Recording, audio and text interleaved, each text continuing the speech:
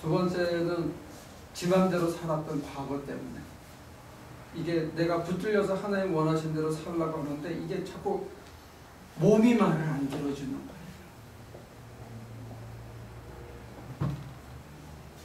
습관이요?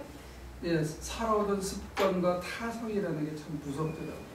그냥 고민 안 하고 결단 안 하고 네 해줄게요 이렇게 할 수 있는 거는 나는 가서 기도해야 되고 마음을 다스려야 되고 그래 해야지 하고 가서 힘을 쓰면서 하면서 하나님 도와주세요 제 마음이 심란합니다 이렇게 해야 되니까 어릴 때부터 이게 다져져서 교육을 받아서 그냥 그래 그렇게 당연히 해주는 걸로 생각하고 내가 할 수 있으면 얼마나 좋았을까. 그 다음에 꼬리표가 붙어 다니면 하나님께서 마음껏 쓰고자 하실 때 마음껏 못 쓰시는 그게 참 송구하고 죄송스러운 그런 마음도 있더라고요. 근데 결국은 그게 다 하나의 if잖아요. 그러니까는 내가 만약 그런 삶을 살았더라도 그러니까 모태신앙으로 다 주어진 대로 듣고 했더라도 결국에는 후회가 남는 게 인간이고 항상 못 간 길을 그리워하는 게 인간이기 때문에 뭐 그렇게 목회자적인 언어로 이렇게 위로해 주시면 굉장히 감사하지만 굉장히 위로를 받지만 하나님 앞에 섰을 때 송구한 걸 있다는 거예요. 내가 그렇게 하지 않았더라면 지금 하나님께서 더 마음껏 쓰실 수 있는데 하나님께서 저를 쓰실 때 제약 조건이 많이 있고 또 그런 의미에서 하나님 앞에 마음과 뜻과 목숨과 힘을 다해 다드리는 100%의 헌신이라는 걸 한 번도 해본 적이 없다는 회개가 있는 거예요.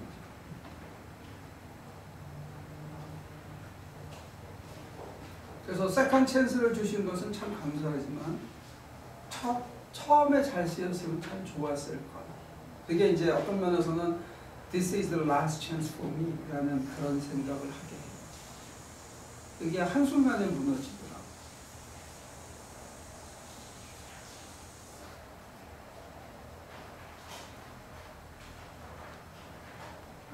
두 번의 실수를 반복하지 않으면 참 좋을 것 같아요. 만약에 혹시나 여러분들이 내가 이렇게 사는 게 아니었어 라는 기회에 달한다면 그 자각이 있는 것을 토하는 것을 다시 근데 그게 사람이거든. 토하고 먹고 계속 그래요. 그러다가 이제 어느 날 진짜 뻥 하고 오죠. 근데 그때는 돌아가면 안 된다. 그때 그 전에 수많은 뻥뻥뻥 하는 걸 나는 이제 깨달았어 그런데 그건 아니고 어느 날 결정적인 뻥이 와요. 그때는 이제 돌아가서는 안 된다. 그리고 그때는 진짜로 내가 남을 위해 사는 게 나를 위해 사는 거구나. 이웃을 사랑하라. 내 몸같이 살았는데 이게 윤리적인 요청이 아니라 이게 하나님의 섭리고 하나님의 품성이고 바로 나를 사랑하는 길이구나. 이웃을 사랑하는 게 내 몸을 사랑하는 길이구나. 이걸 이제 어느 날 알게 되죠. 그래서 그 사랑이라는 것의 색깔이나 모양도 안녕하세요. 이뻐 이런 사랑이 아니고 그 사람에 있는 충만함을 끄집어내주는 사랑이구나 하고 또 바뀔 수도 있는 것 같아요. 그러니까 사랑의 모습과 색깔이 조금 바뀔 수 있죠.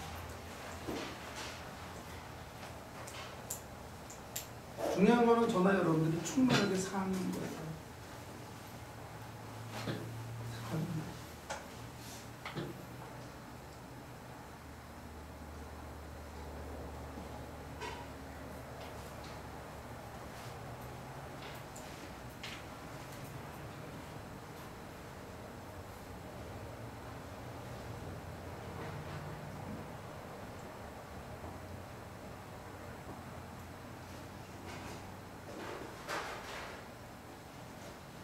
말나온 김에 죄에 대해서 한 가지 더 얘기해줘.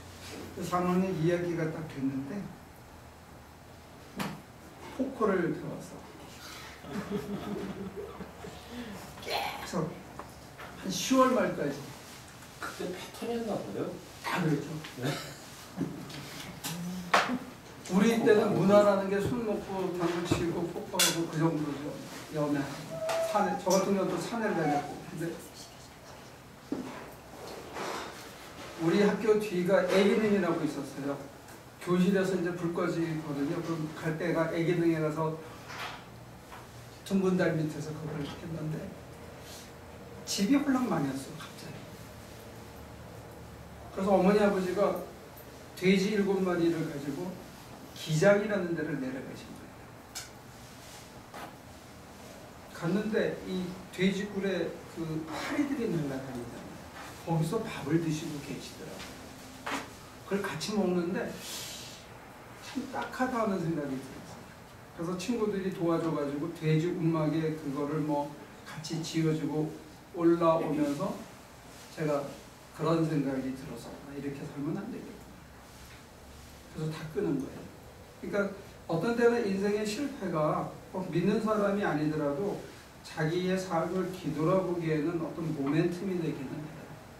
바닥을 치고 다시 올라올 수 있는. 제가 만약에 집이 그냥 살았다면 계속 하고 뭐 하고 싶은 거 더 하고 뭐 될 짓을 다 했을지 모르지. 그 후로 제가 무슨 정결한 의인이 됐다는 얘기는 아니에요. 그 이후로도 뭐 타락의 일은 더 가겠지만 우리가 살다가 충만을 접하는 어떤 모멘텀이 의외의 경우에 실패를 통해서 많이 찾아옵니다. 내가 쌓아놓은 성의 껍질이 이렇게 깨져서 그걸로 빛이 스며들 때 그때 거기서 다시 출발하는 수가 많다는 거예요. 그래서 그 눈으로 보면 내가 세상에서 실패했다고 생각하는 그 순간이 하나님의 초대의 순간일 수 있는 경우도 상당히 많아요.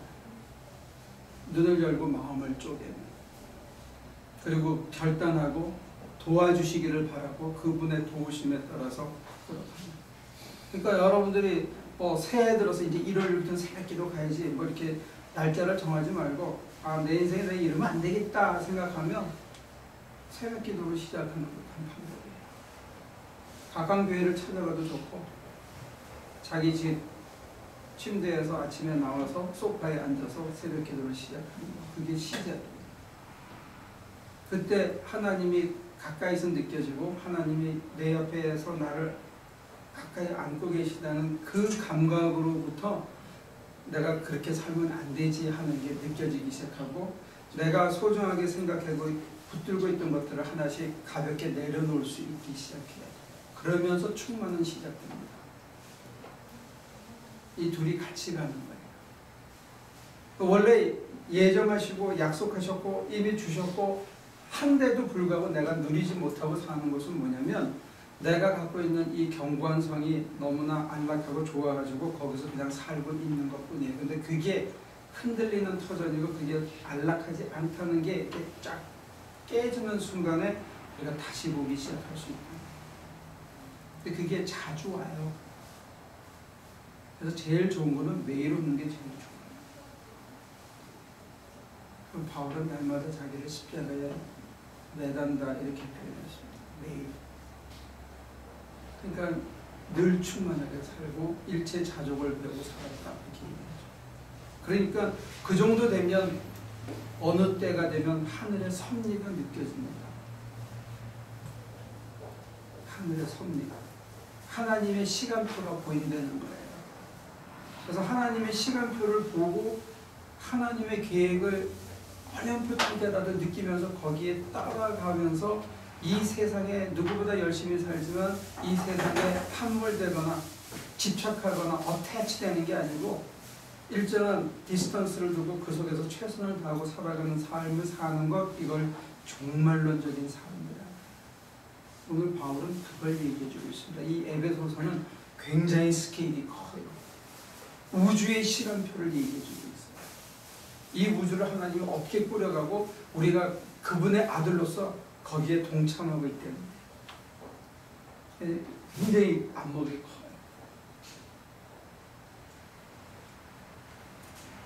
그래서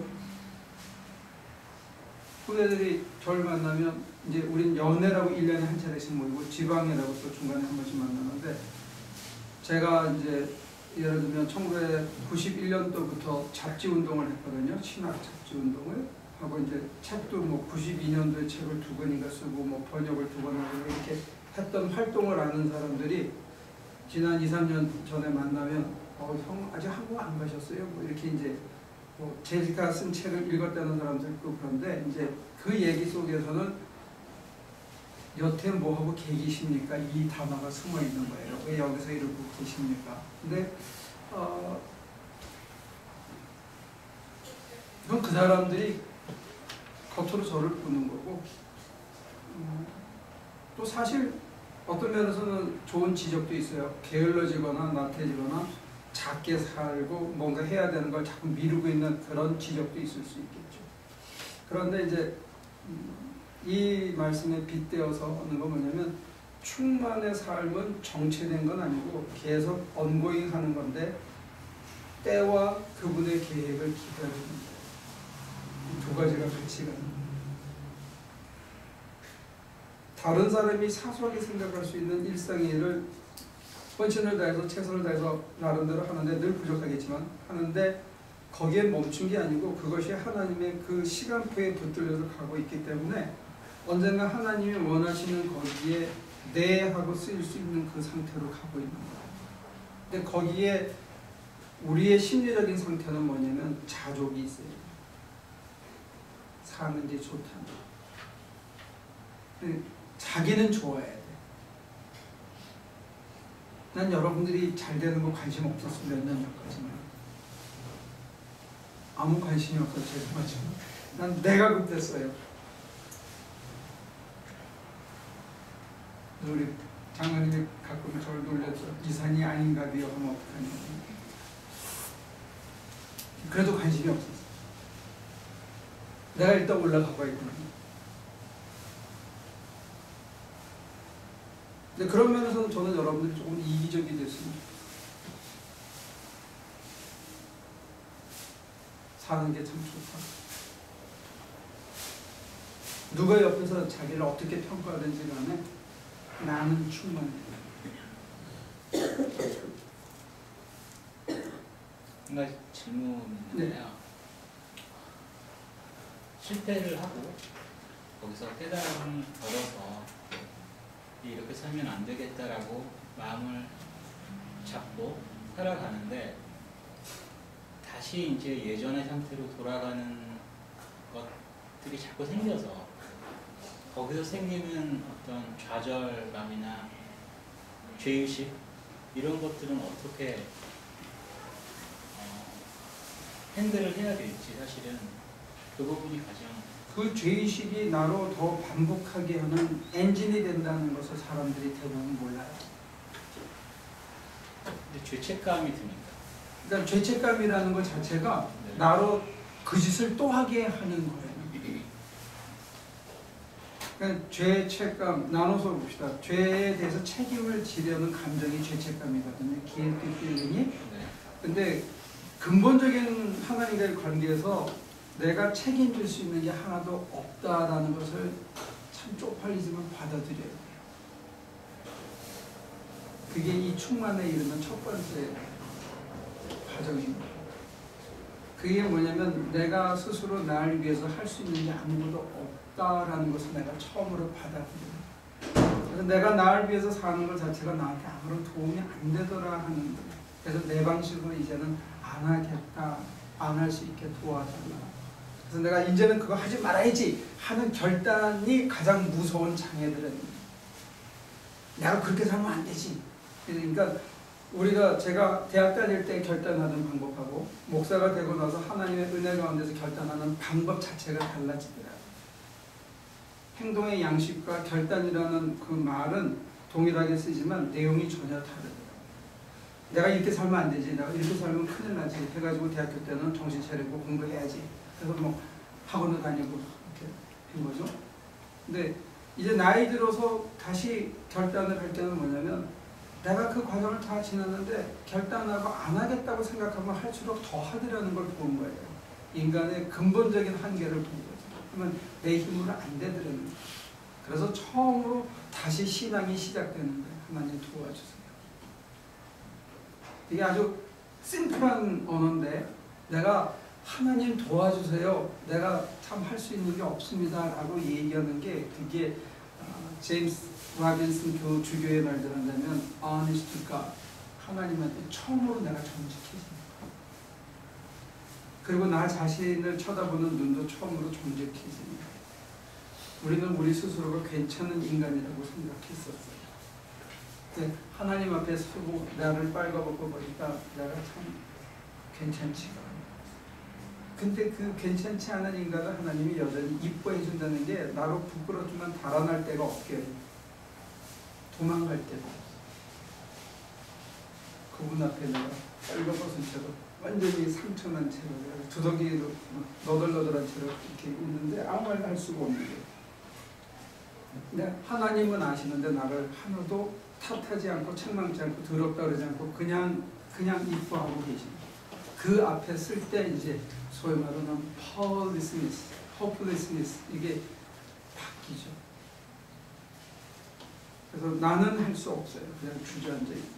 근데 아까 여기서 성령의 인치심이 그 인치심이 우리 안에서 능력으로 드러난다는데 내게 아주 감미롭게 설득하시죠. 네가 이것밖에 되지 않지만 지난 시간에 얘기한 것처럼 네가 뭔데 너를 평가하고 있는 그런 충격이 오죠. 근데도 자신이 없어. 그때 그게 이제 우리가 처음으로 겸손하기 시작해요.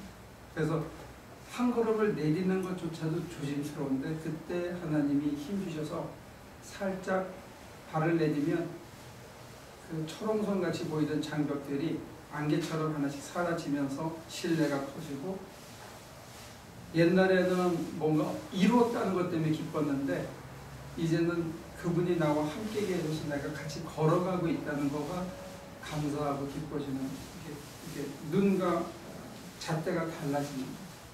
그러니까 성공이 기쁨을 주지 않고 힘들고 어려웠지만 아주 작은 일을 할 때 주님 도와주세요. 이 나사 하나를 잘 안 도는데 안 도니까 내가 승질이 날라고 해요. 큰 일은 잘 참는데 나사가 하나 안 돌 때 이게 승질이 나는 건데 그리고 아이 때려치고 싶은 게 확 올 수 있거든요. 근데 그때 주님 도와주세요 해가지고 무사히 하나 치르고 날 때 하나님께서 내 마음과 몸을 다스려주는 것을 우리가 체험하게 되죠. 그래서 더 의지하게 되고 더 의지할수록 크고 작은 일에 대한 평가 기준도 달라지고 아무리 큰 일이 다가와도 내가 좀 쿨하게 대할 수 있게 되고 얻으면 감사하고 작은 거예요. 얻은 거를 내 거라고 주장하지 않아요. 그러니까 예를 들어서 뭐 11조 내야 된다 이게 우리의 의무입니다. 저는 그렇게 생각하지 않아요. 그렇게 그냥 자연스럽게 내가 내 게 아닌데요. 그리고 내가 이거 홀다고 있을 게 아니고 하나님께서 더 딴 거를 주시고 딴 걸 맡기셨는데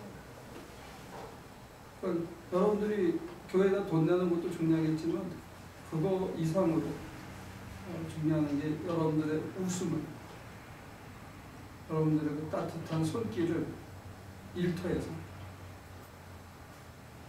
그리고 일하다가 보면 또 선교지 가서 하다 보면 하기 싫을 때도 있잖아요. 근데 성실이라는 건 그런 건 아닌 것 같습니다. 묵묵히 해내는 모습이 다른 사람들을 피곤하게도 하지만 다른 사람들에게 닮게 만드는 힘이 있어요. 그것도 큰 걸 주는 거죠.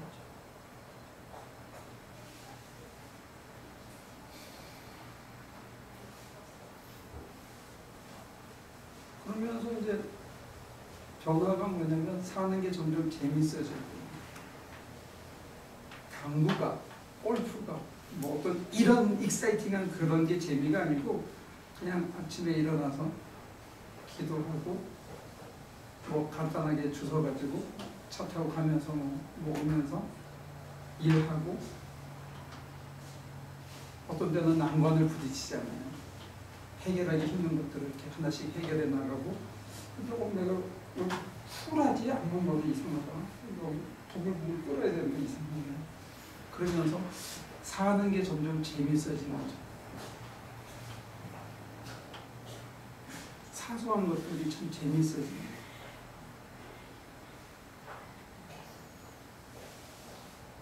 그럼 뭐 거창하게 하나님 나라 뭐 이런 거 이름 붙이지 않아도 여러분들이 사는 게 재밌으면 나는 참 좋겠다. 하루하루.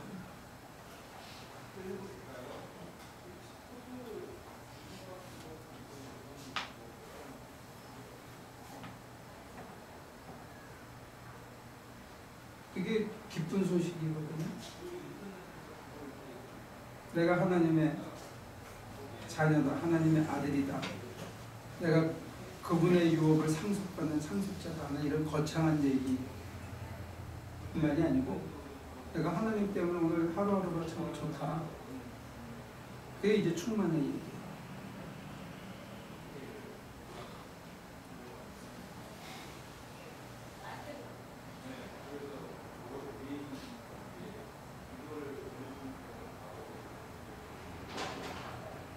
이제는 뭐 교인이 많아가지고 뭐 헌금이 차고 넘치고 목사님 그 소리 안 들어도 아무 상관없어. 그냥 내가 사는 게 좋으면 더 중요하고.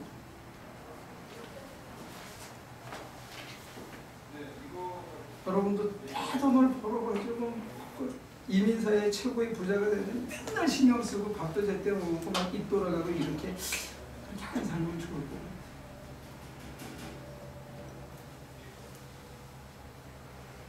맨날 스트레스 받아가지고 약 먹어야 돼.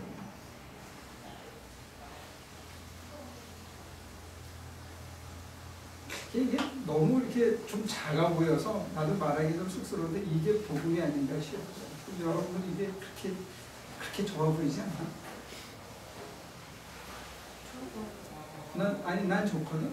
여러분들이 어떤지 모르겠어. 저하고 있었죠. 그렇게 안 좋아 보여? 그래서 내가 지난주에도 그랬잖아. 더 좋은 거 알면 날 좀 가르쳐달라. 나는 모른다고. 난 내가 아는 건 이게 다니까.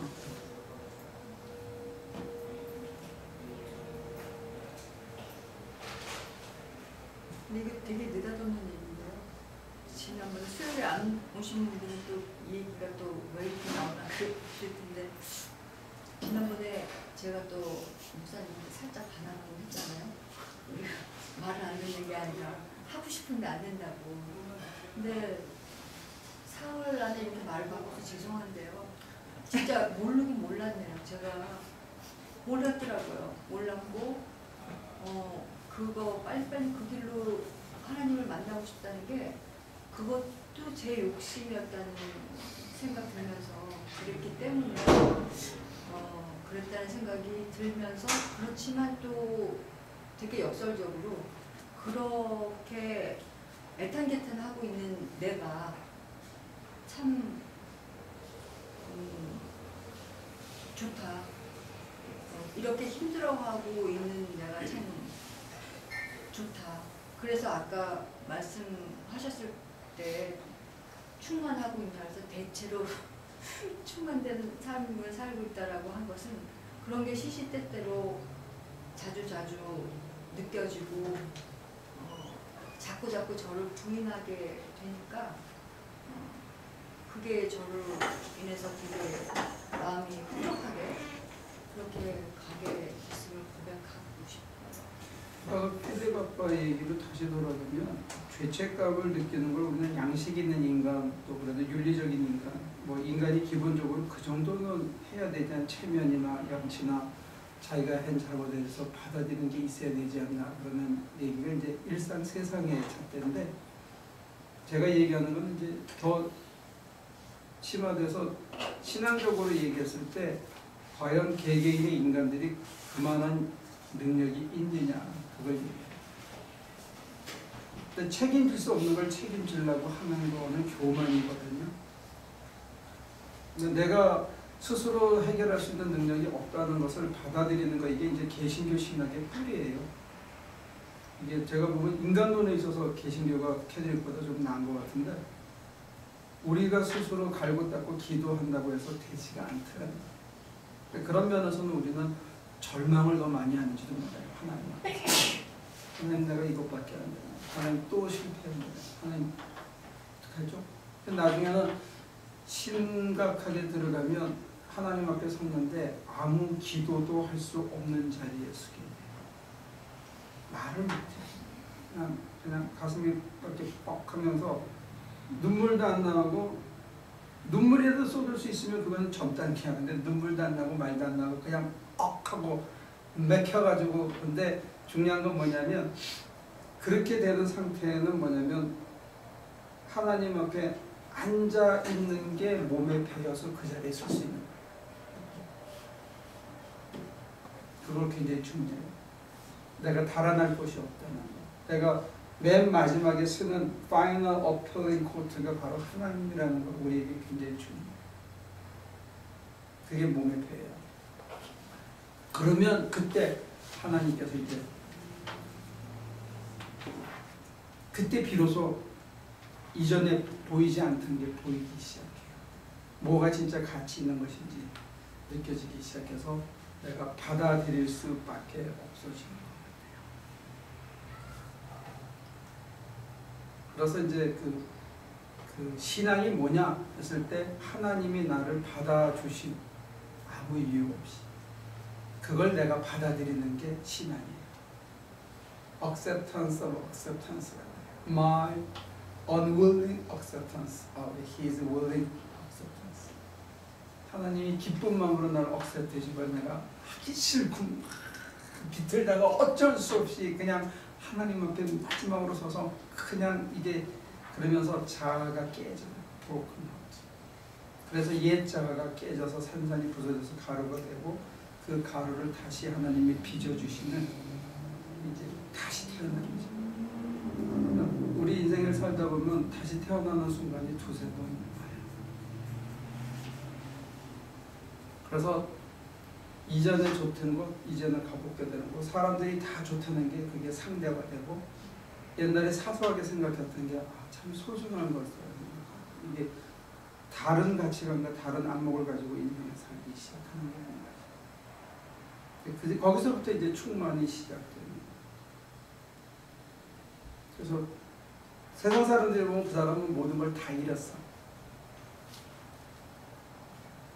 그 사람은 더 잃을 게 없어. 그때 비로소 하나님을 얻기 시작합니다. 우리는 잃는 걸 무슨 재물이나 관제수, 목숨이나 건강이나 뭐 명예나 이런 걸 잃는다고 생각하는데 그런 걸 잃는 게 아니고 오늘 이 본문은 뭘 잃냐면 하나님의 계획을 잃어버린 거고 자기의 정체성을 잃어버리고 자기의 존재를 잊어버리고 셀프 디셉션이라고 내가 내 가치를 모르고 사는 거 이게 제일 큰 상실이다. 여러분들 각자에게 주님께서 십자가를 하나씩 다 줬어요. 십자가는 예수님만 지른 거예요. 그걸 나중에 베드로도 받아줬고 바울도 받아줬고 예수가 하시던 크고 놀라운 일을 하는 게 그게 십자가고 그게 우리의 정체성이고 우리의 사명이고 그걸로 우리의 존재가 되는 건데 우리를 믿고 그 일을 맡기셨다는 거예요.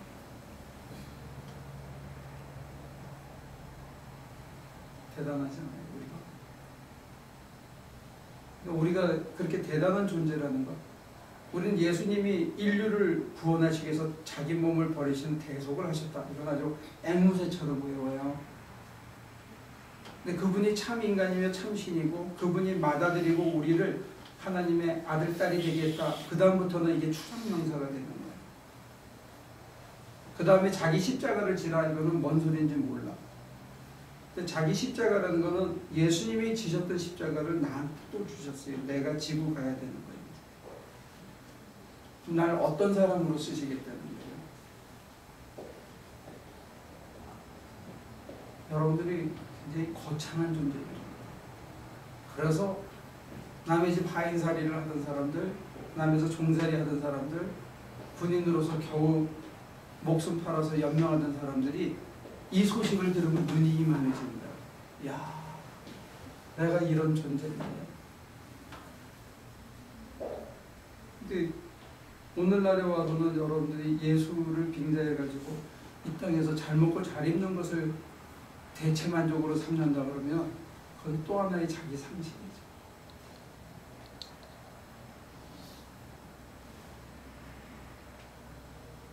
아무쪼록 여러분들이 정말 대단한 존재라는 거. 그거는 잊지 않았으면 좋겠어요.